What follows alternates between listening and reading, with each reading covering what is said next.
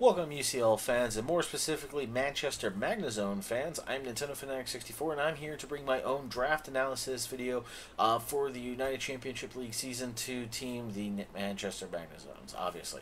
But we're going to take a look at their Season 1 picks versus their second season picks, kind of compare and see what we think of what will be happening with them.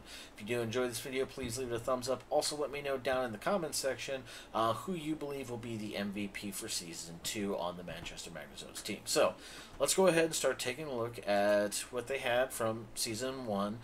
Season 1, they had the Megalopony, Sableye, Magnezone, Florges, Umbreon, Porygon 2, Bayonet, Meloetta, Clawitzer, Electrode, drafted Xatu, and then traded it for Lilligant after week 4, and then Mightyena in his third pick. Now let's take a look at how they drafted this year. Much better draft, I believe, this season compared to the first season. But we can see it has Mega Latias, Rotom Wash, Ferrothorn, Whimsicott, Nidoqueen, Mienshao, Sneasel, Meloetta, Rhyperior, Magmortar, Armaldo, Dusknoir.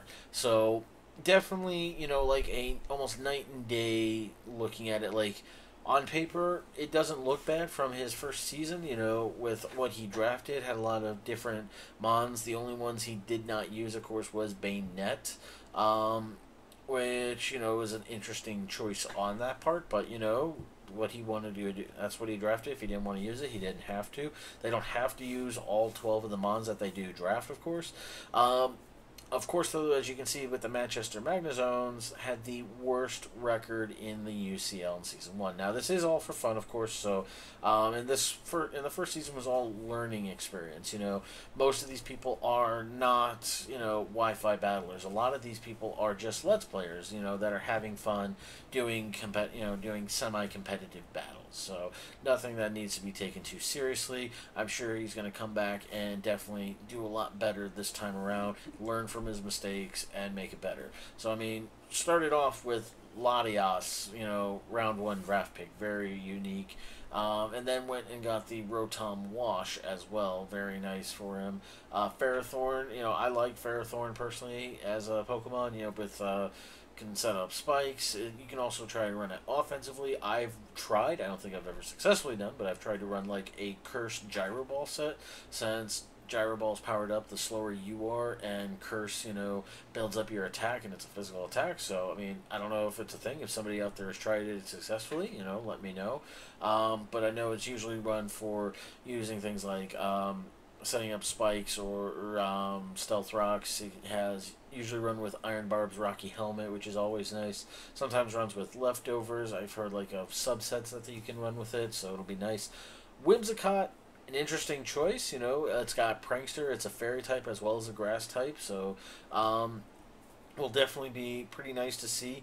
Picked up Nidoqueen this season as well, another Stealth Rock user if need to. Nidoqueen can be very diverse, usually runs specially over physically. Mienshao, very nice physical. I know pretty sure it gets access to U-turn. I want to say Mienshao also has Regenerator. I'm not 100% too sure on that one, but definitely good. Then he went to the RU tier, drafted Sneasel, which he described as just a weaker version of Weavile. Yeah. No, but Sneasel, definitely an interesting choice. We'll see how often he actually gets brought. Can be run very similar to the Weavile set, running it with Life Orb and things like that on there. Rhyperior and Meloetta. Meloetta, I think, if I look back, is the only returning Mon from Season 1 to the team. Not everyone, has returning Mon. Some teams have completely new Pokemon on their team for it. But Meloetta, a nice return for it. Wants to run it better than he did last time for it. Might even run it with Relic Song to transform its typing as well. So we'll see how well he does with that. Rhyperior as well, getting the another nice big wall to go with on it as well.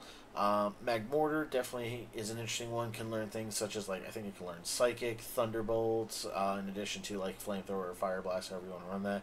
Armaldo was originally, I know, a Pokemon that was on the Newcastle Needle Kings and put in a lot of work using things like Rapid Spin and setting up Stealth Rocks as well. So was kind of a snipe, I think, for Manchester to get this time. Dust Noir gives them another spin blocker. Wait, did they have one before? No, I'm thinking of something else. But gives them a nice spin blocker this time with it. So nice ghost typing and be very wally as well. So kind of picked up his walls near the end, but will definitely, I think, can work out well with it. I mean, not a whole lot of big glaring weaknesses on it. Has definitely some, but I think all the mons he has covered it. A lot of people are even saying he is drafted a lot better this time than he did in Season 1, which again, Season 1 wasn't necessarily a bad draft. It was just not put together well with it. So,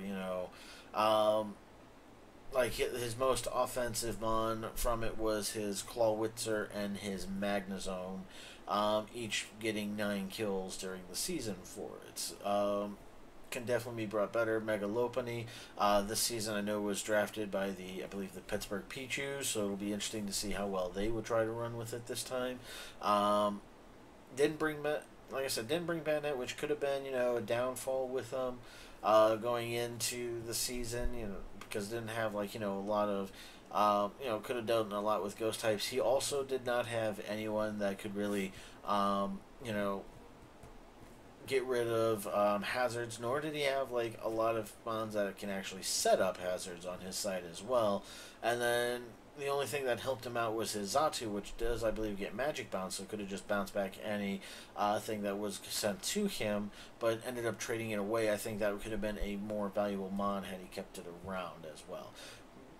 Drafted Mighty Anna, last pick during Season 1. Very interesting pick, but, he wasn't really paying attention, I guess, and just yeah, sure, I'll go with that. But it's almost night and day, starting off from Season 1, looked like a good Pokemon tier, but, he drafted a lot of bulky mons, but didn't really do much with it. This time he got a few more offensive ones in addition to the bulky mons for it, so it'll definitely be interesting to see how he plays out this season.